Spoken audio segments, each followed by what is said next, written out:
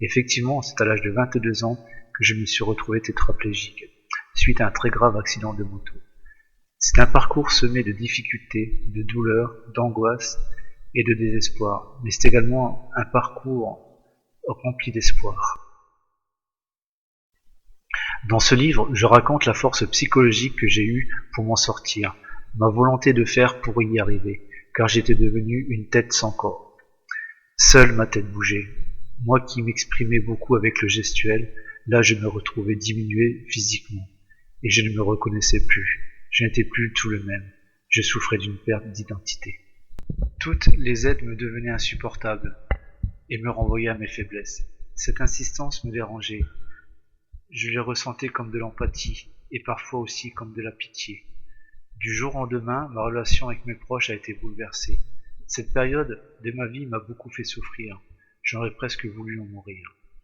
Aussi, j'ai compris qu'il fallait que je me batte.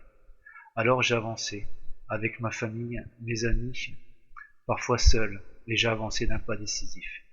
J'ai croisé des faiblesses, mais j'ai continué la lutte au plus profond du combat, car c'est là qu'il ne faut jamais abandonner. J'ai compris aussi que même en étant au plus bas, il faut toujours se battre, endosser l'angoisse et avancer tout en franchissant les obstacles que la vie nous fait traverser. J'ai affronté de mauvais moments, mais je n'ai rien lâché car je n'aime pas les échecs.